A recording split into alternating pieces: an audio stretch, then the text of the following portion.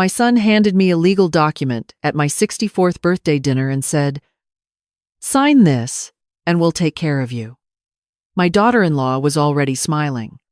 I picked up my fork and kept eating. 2 weeks later, their smiles were gone. Good day, dear listeners. This is Hannah, and I'm glad you're here with me today. Please like this video and leave a comment telling me what city you're listening from. I want to see how far this story travels.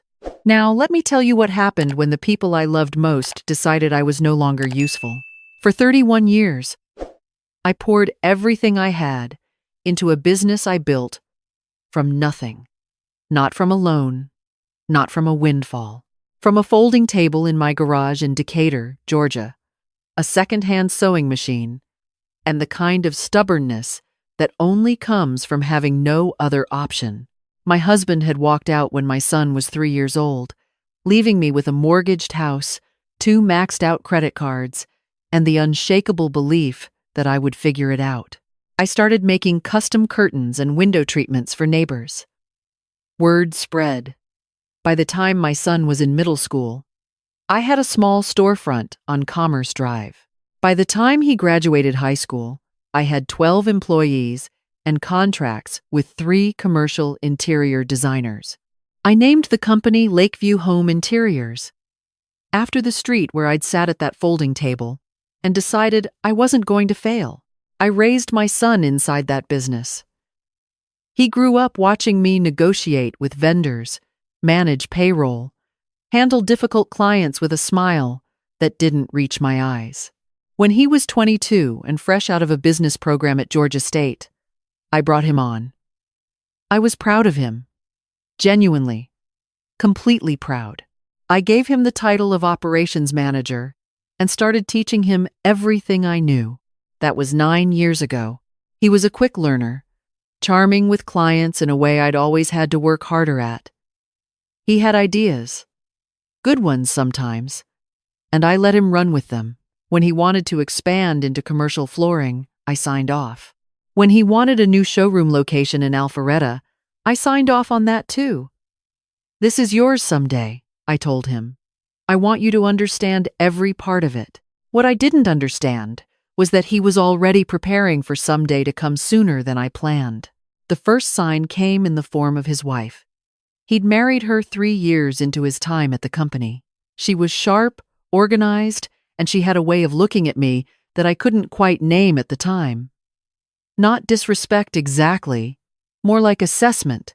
The way you look at a piece of furniture you're deciding whether to keep or replace. She started coming into the office more often, asking questions about suppliers, contracts, the lease agreements. I thought she was being supportive, taking an interest in her husband's work. I was warm with her. I invited her to vendor lunches.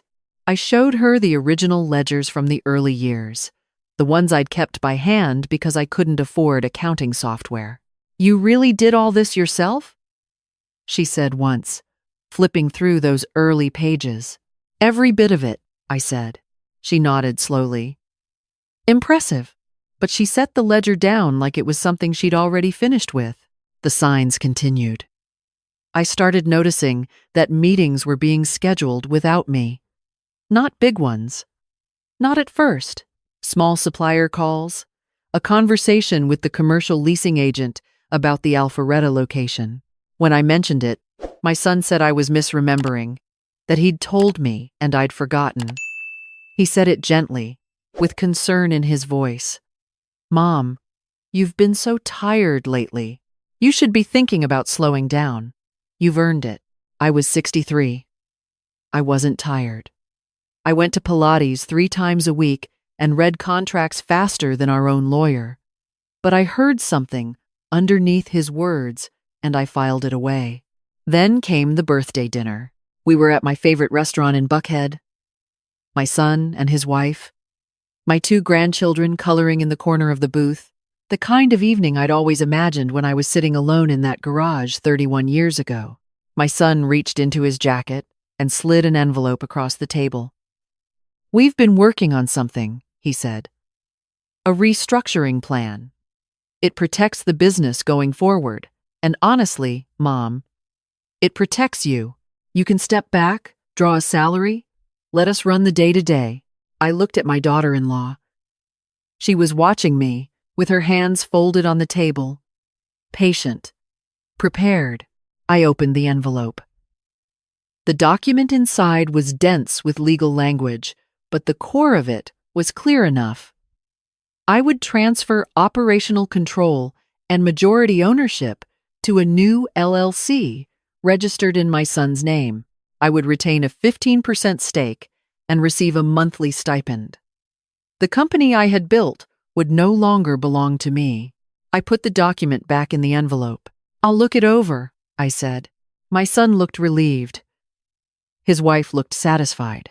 I picked up my fork and finished my salmon. Happy birthday to me. That night, I didn't sleep. I sat at my kitchen table the same way I had so many nights in the early years, except now, instead of sketching fabric samples and running cost projections, I was reading fine print by lamplight. The document was thorough. Whoever had drafted it knew what they were doing. There were clauses I recognized as deliberately unfavorable, a non-compete that would prevent me from starting any competing business, a provision that gave the new LLC the right to vote me off the board with a simple majority. My 15% stake was structured in a way that entitled me to distributions only at the discretion of the managing members. At the discretion of the managing members. That meant at the discretion of my son and his wife. I thought about the business, the folding table, the second-hand sewing machine, the neighbors who'd given me a chance. 31 years of 6-day weeks and holidays, spent doing inventory and a payroll I'd made every single time without missing a single employee's check. I thought about the year the Alpharetta showroom almost put us under, and I'd taken out a second mortgage on my house to cover it without telling anyone because I didn't want to frighten the staff. I thought about my son at 12 years old, sitting on the floor of the original storefront, doing his homework while I met with a difficult client. And then I thought about his wife's hands folded on that table, so patient, so prepared. As if this had all been decided before I opened the envelope. I called my college roommate the next morning. She'd spent 30 years in corporate law in Chicago before retiring to Savannah. And she was exactly the kind of woman who answers the phone at 7 in the morning without complaint. "Don't sign anything," she said before I'd finished explaining. "And don't tell your son you're talking to me. Send me that document today." She called back in 2 days. "This is aggressive, Hannah. Whoever drafted this was not looking out for you. You need a business attorney, someone who specializes in closely held companies and ownership disputes. I have a name. Her name is Carolyn Webb. She's in Atlanta. She will eat this document for breakfast." I met Carolyn Webb in her office in Midtown on a Tuesday afternoon. She was in her early 50s, precise and unhurried, with the kind of quiet authority that doesn't need to announce itself. She read through the document while I sat across from her. "Has anything changed in the company's registration in the past 2 years?" she asked. I thought about it. My son mentioned updating our operating agreement last year. Said it was routine, modernizing the language. Carolyn set the document down. "I'd like to pull the current corporate filings for Lakeview Home Interiors. Is that all right with you?" "Of course." "Why?" She looked at me steadily. "Because in my experience, when someone presents a restructuring document this carefully prepared, it usually isn't the first move they've made." I drove home that afternoon with a feeling in my chest that I recognized from 31 years ago. The feeling of standing at the edge of something you can't see the bottom of. Carolyn called 4 days later. Her voice was careful. "Hannah, I need you to come in. We found some things." The operating agreement that my son had asked me to sign 14 months ago, the one he'd described as routine housekeeping, had not been routine at all. Buried in the updated language was a clause that classified my original contributions to the company as loans rather than equity investments. Retroactively, under this recharacterization, my ownership stake had been quietly diluted. Additionally, a second entity had been registered 6 months ago. A company called Pinnacle Design Group, LLC. It was registered in my daughter-in-law's name. Carolyn spread the documents on the table between us. Over the past 8 months, several of Lakeview's commercial contracts have been quietly redirected to Pinnacle. The flooring division your son built, the new commercial accounts in Alpharetta, the contract with the hotel group, they're all being serviced under Pinnacle's name now. Lakeview is being hollowed out from the inside. I stared at the papers. He's taking the business. They're taking it. Systematically and carefully. If you had signed that birthday document, you would have locked yourself into a minority position in a company that would have been nearly worthless within 2 years. The real assets would already be in Pinnacle. I thought about my son at 12 years old, doing his homework on the floor of the showroom. I thought about the way I'd told him, "This is yours someday. How bad is it?" I asked. "The damage isn't irreversible yet, but we need to move quickly." I thought about the easy way. Accept the birthday document, take the stipend, let them have it. I was 64. I could travel. I could garden. I could stop answering emails at 10 at night. I could be done. But then I thought about the hotel contract. I had personally flown to Nashville twice to close that deal. I had stood in a hotel ballroom and sold our work with everything I had. My work, my reputation, my 31 years. I wasn't done. Over the next 2 weeks, I became a researcher in my own company. I pulled files I hadn't touched in months. I went through our accounting software carefully, something I hadn't done with granular attention since handing the day-to-day financials to my son 2 years ago. I photographed documents. I cross-referenced vendor payments against Pinnacle's known accounts. I found Carolyn's forensic accountant, a methodical woman named Susan Park, and gave her access to everything. At the office, I was careful. Warm, normal, unhurried. When my son asked about the restructuring document, I said I was still reviewing it with my financial advisor. He accepted that. His wife was less patient. She stopped by the office once when she thought I wasn't there. I heard her on the phone in my son's office, her voice tight. "She's stalling. We need those signatures before the end of the quarter." I stood in the hallway and listened, and felt something harden in me, like concrete setting. Susan Park's report came on a Thursday morning. I read it twice before calling Carolyn. In addition to the contract redirection, Pinnacle Design Group had been invoicing Lakeview for consulting services over the past 6 months. Services that had never been performed, charged at rates that were essentially a mechanism for moving Lakeview's cash into Pinnacle's accounts. Total amount transferred, just over $140,000. My $140,000. Money I had earned sewing curtains in my garage. Carolyn filed an emergency motion to freeze both companies' assets before close of business that day.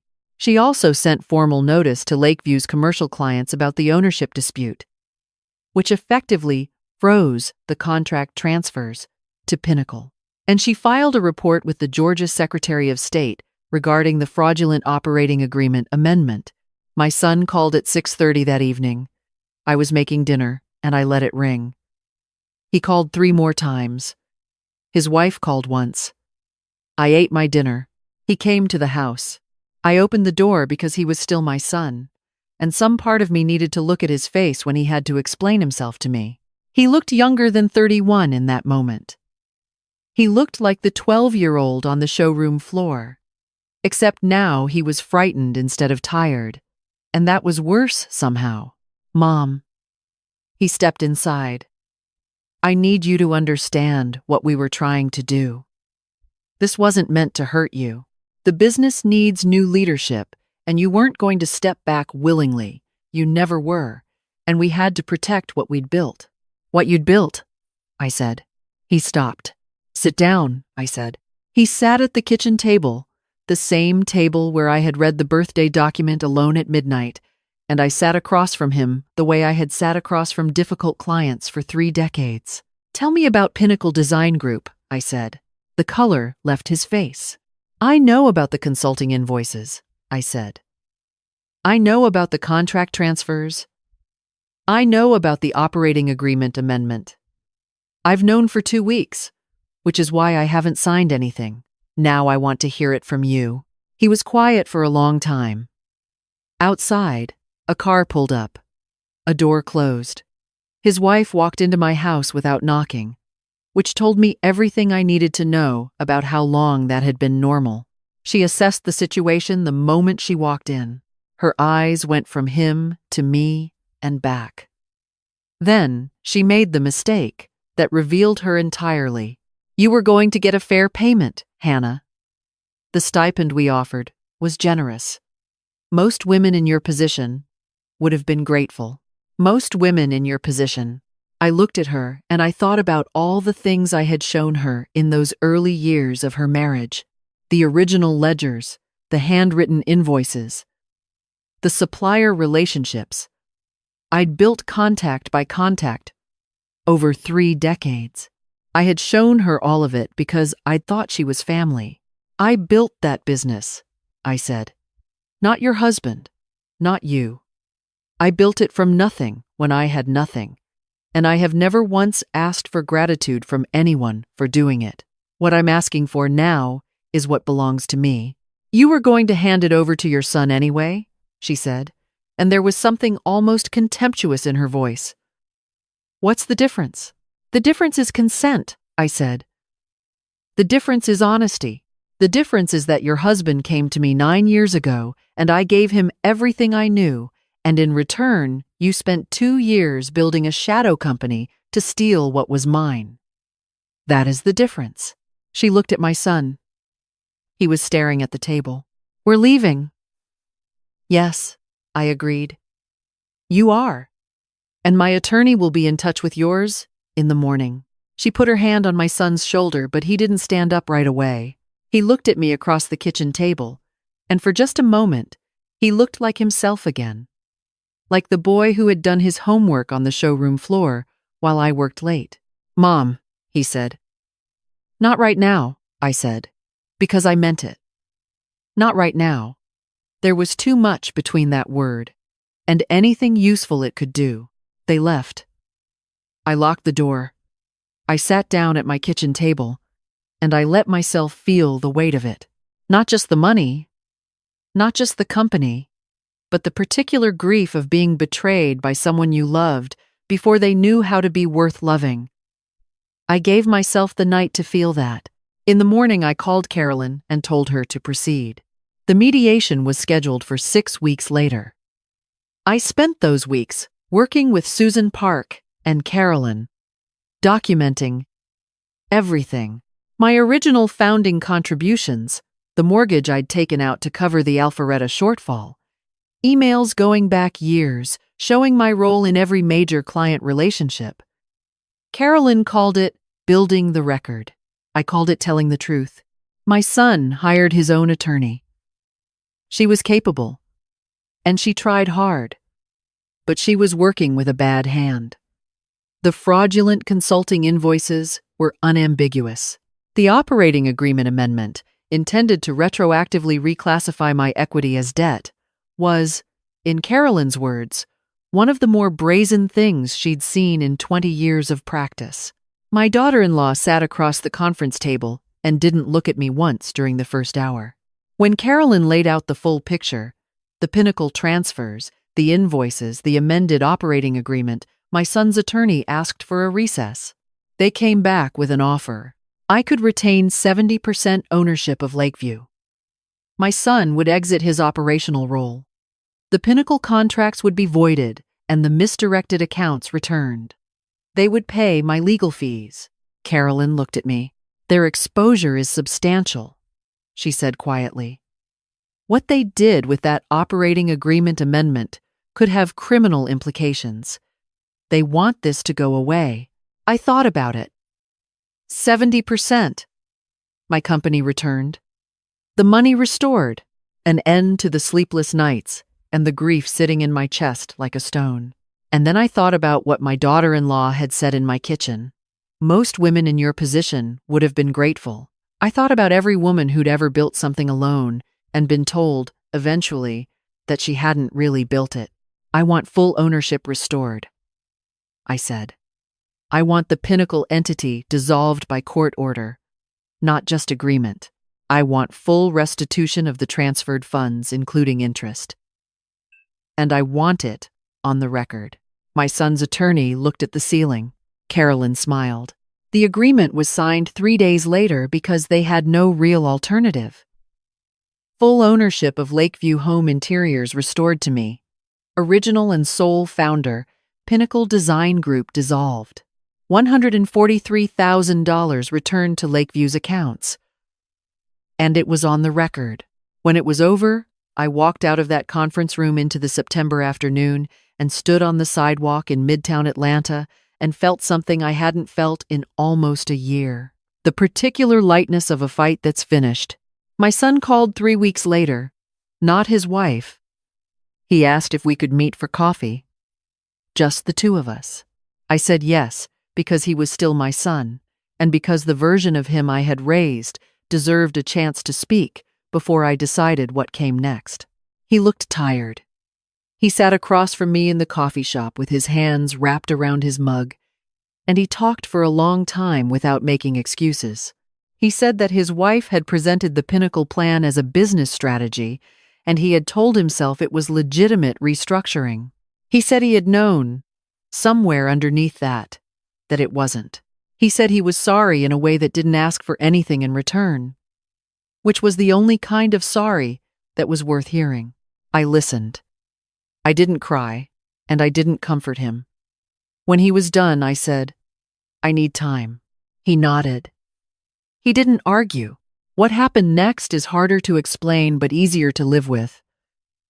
I hired a new operations director, a woman in her late 30s who had spent 10 years at a competing firm and had the kind of practical competence I'd been trying to cultivate in my son for 9 years. She had it naturally.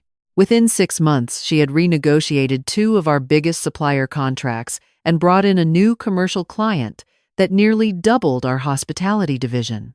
I stayed involved. Not every day, not all day, but present. I sat in on the big meetings. I walked the showroom floor on Fridays. The business was mine again in the way it had been in the early years, clean and clear and accountable. My daughter-in-law and my son separated 8 months after the mediation. I heard about it from my son directly, not as an appeal for sympathy but as a fact, stated quietly over the phone. She had relocated to Charlotte. My grandchildren stayed in Decatur with my son, which was the outcome I had been quietly hoping for without letting myself say so. I began seeing my grandchildren every week again, Saturday mornings. I took them to the farmer's market and let them pick whatever looked interesting, and then we went back to my house and figured out what to make with it. The older one, who was 8, had started asking me questions about the business. "How did you start it, Grandma? Did you have help?" "No," I said. "I had a folding table and a sewing machine and a lot of stubbornness." She thought about that. "Can I see the first store sometime?" The building on Commerce Drive was a tax office now. But I took her there anyway. We stood on the sidewalk, and I showed her the window where I used to put fabric samples on display. And I told her about the first customer who'd driven past and stopped, and how I'd spent 3 hours with her choosing the right fabric for her sunroom windows and charged her half of what I should have because I was so desperate to keep her happy. "Did she come back?" my granddaughter asked. "Every year until she moved to Florida," I said. "And she sent her daughter to me before she left." My granddaughter looked at the tax office window for a long moment. "I want to do something like that someday," she said. "Then you will," I told her. And I meant it without qualification, without the complicated asterisk that might have attached itself to those words a year earlier. My son and I rebuilt slowly. Not the same way as before. Something else, more honest. He apologized more than once, and eventually I asked him to stop because the accounting was finished, and what I needed from him now was presence, not debt. He came to Saturday mornings sometimes. He was good with his daughters in the quiet, undemonstrative way that surprised me. Because I had spent so long looking at what he'd done that I'd nearly stopped seeing who he actually was underneath it. I traveled twice that year. First, a trip to visit my college roommate in Savannah, where we sat on her porch and drank sweet tea and talked for 3 days straight the way we used to in our 20s. Then a week in New Mexico with a women's group from my church, hiking in the high desert, eating green chile with strangers who became something like friends by the last night. I was 65 years old, and I owned my business outright, and my grandchildren came on Saturdays, and I had good coffee in the mornings on my own porch in Decatur, Georgia, and that was enough. More than enough. It was, in fact, everything. There was a moment near the end of that year that I keep returning to. I was at the Lakeview showroom on a Friday afternoon, walking through the new display room that my operations director had redesigned. The fabrics were beautiful, clean lines and careful color, the kind of quality I had always aspired to. One of the younger staff members came up to tell me a client was on the phone. A new referral who wanted to discuss window treatments for a house she'd just bought in Buckhead. I took the call at the front desk the way I had taken 1,000 calls before it. Over 31 years in a business built from nothing. Lakeview Home Interiors? I said. How can I help you? That's what strength looks like sometimes. Not a courtroom speech, not a dramatic confrontation, though I had those too. Sometimes it's just the ordinary continuation of your own life. On your own terms, in your own voice. I learned that you don't hand over what you've built just because someone hands you an envelope at dinner. I learned that the people who love you can also underestimate you, and that surviving that particular discovery requires a kind of grief and a kind of precision in equal measure. I learned that it is never too late to pull out the records and start telling the truth. And I learned again the same thing I had learned at that folding table 31 years ago, that I am not someone who disappears quietly. I'd love to know what you would have done. Would you have signed that document at the birthday dinner? Would you have walked away? Tell me in the comments, and tell me what city you're listening from. Thank you for being here with me today. This is Hannah, and I'll see you next time.